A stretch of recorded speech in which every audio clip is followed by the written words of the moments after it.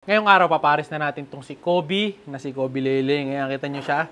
Medyo mababale-baleling pa rin siya, mga kalapatids. Ayan. Salamat doon sa mga nag-chat-chat sa page at nagko-comment na mga dapat gawin. Pero yun nga, lahat ng paraan na yun, ginawa na natin sa kanya.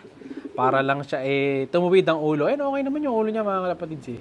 So, gumaganon lang siya kapag kakain na, kapag lalapitan mo. Pero pagka yan, diba? Nakakapag-focus naman siya. Hindi siya katulad nung mga may sakit. Kasi may sakit talaga, yung gumigewang-gewang sila eh.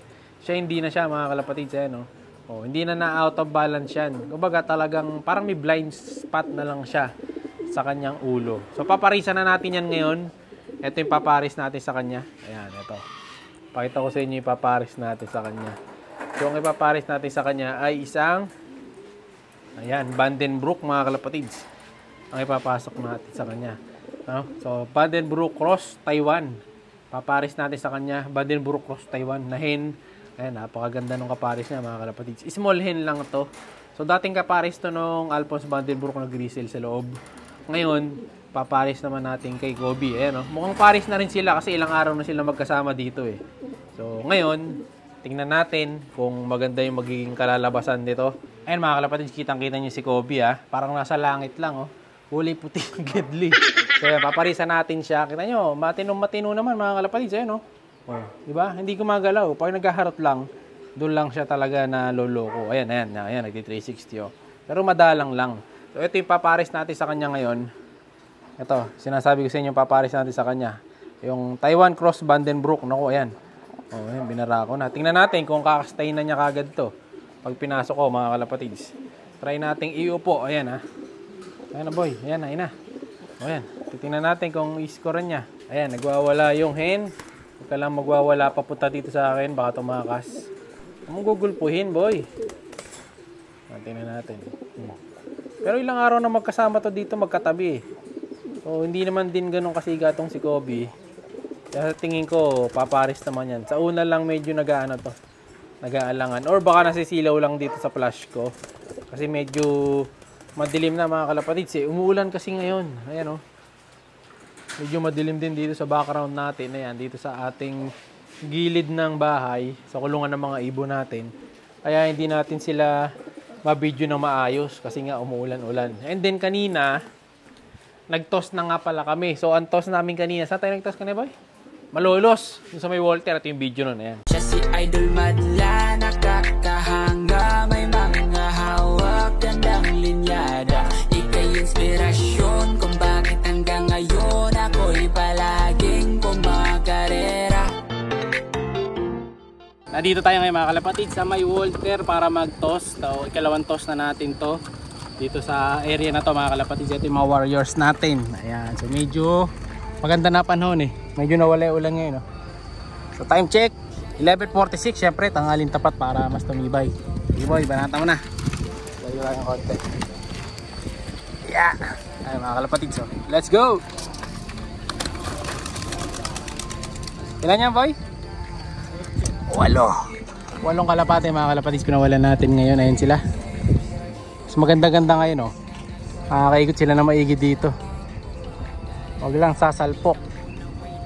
Pero okay naman sila. Ayan Kaya 8 no? 1, 2, 3 1, 2, 3 po. Parang 7 Hindi, 8. Zoom natin. Ayun Mas maganda lipad dito, mga kalapatids, pag tanghali. Ang baba nawala na, boy. Nawala na. Ayun mukhang diretso uwi. Abisado na rin kasi nila tong area natin na to, mga kalapatids Wala na kagad. Time check 11:47. Wala na kagad sila. Ayan yun, bumalik.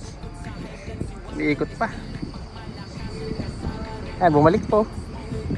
Pati ito lang, boy. Hindi, 8. Ayan 8. Balik. Malakas kasi hangin Ayan yan yung may red bar saka may isang grizzle. So binawas natin yung dalawang naka-gold. Bumalik pa sila, kala ko wala na Tingnan natin kung sino yung mauna sa batch na to. Nandito si Kobe, si Boy Kupad, saka si Hinata sa batch na yan. Diretso. Ba? Kaya pupunta dyan, boy, south yan. Layo ng ikot nila, oh. Oo. Tumpat pa talaga sa tatak eh. Layo boy ah. Layo ng ikot mga kalapatids. So nakita nyo yung video nung toss natin kanina mga kalapatids yan. So kailangan kasi natin mag-toss dahil hindi tayo nagsakay kagabi kasi baha sa may apalit doon sa loading station. Lubog daw, hindi daw nakakadaan yata yung mga kotse. So hindi tayo makakapasok mga kalapatids, hindi tayo makakapag-load. Baka masiraan tayo eh sayang naman. So titingnan ko kung hanggang saan tayo aabot lumaktaw. So kung saan sila magtotos, tutumpasan na lang natin yun. So nagtos sila kanina, Plaridel, nakapagtos na tayo sa Gawido, nasa bypass na tayo. Halos Pulilan. Halos Pulilan na yun. So same lang. So kanina malolos na kami halos. So susunod, baka tabang na kami. Kasi ang susunod na toss nila, Pulilan. No? So baka magpulilan lang ulit tayo sa susunod pagkatapos nung tabang. Depende sa magiging pwesto. So eto, tingnan natin. Minugulpi mo ba boy? Parang kaya naman ni Kobe mga kalapatids eh. So, ayan yung kaparis niya. Nai-stress lang to dahil nga sa ilaw. So, ayan yung itsura niya. Oh. Ayan o. Oh. Di ba? Matapang pa yan. Hindi ko lang alam kung nakakasampa pa siya. No? Pero nagkaanak pa siya eh. So, ibig sabihin, kayang-kaya niya mga kalapatids. No? Nakakastahan pa niya si Batman eh. Ang huli niyang naging kapare, si Batman ba boy? Batman no? Bago yung pure Taiwan na itim no? Oh, tama. Nagkaanak pa to. Ang hindi na lang nito na iskoran, yun ba yung huling pinares ko sa kanya? Ah, tama. Yung huling dalawang clutch ng itim, wala na si Milya. So, baka dahil over ano lang siya pares. So, tatry natin siya ngayong parisan ulit. Ayan. Baka sakaling maglabas pa. So, try natin dito. So, may lahi kasing Speedbird to. Pulling winner yung mga kapatid niyan eh. Kaya, tatry din natin sa kanya. Hopefully, gumana nga. Okay na yan. Mukhang paris na siguro to. No? So, okay na yan. Mukhang okay na kahit na may baliling. Pair na sila. So, paparisan ko rin to kasi paparis ko naman to doon sa Ex Machina bird natin mga kalapatids. Ito.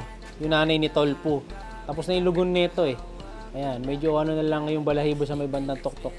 Paparis naman natin to dun sa Ex Machina sa labas. Ito may tatry tayo mga kalapatids para sa mga kalapati natin. Meron tayo dito ang Gasti Pro. Ayan. Triple action for champions. Vitamin mineral binder. So, pwedeng binder to ng mga patuka. Tapos, immune booster, saka acidifier. So, tatry natin to mga kalapati sa mga kalapati natin. Subukan natin yan dito sa nanay ni Tolpo. Kasi ito dapat, papares ko dun sa Ex Machina natin na red bar. Ang problema, ayun nga, oh, medyo umuulan. Ayan. So, di tayo makakapag-video sa kabila. Ayan, oh, ang lakas ng ulan mga kalapati, maliligo tayo. Siya'y kalapatistang napakagaling na kinakilala.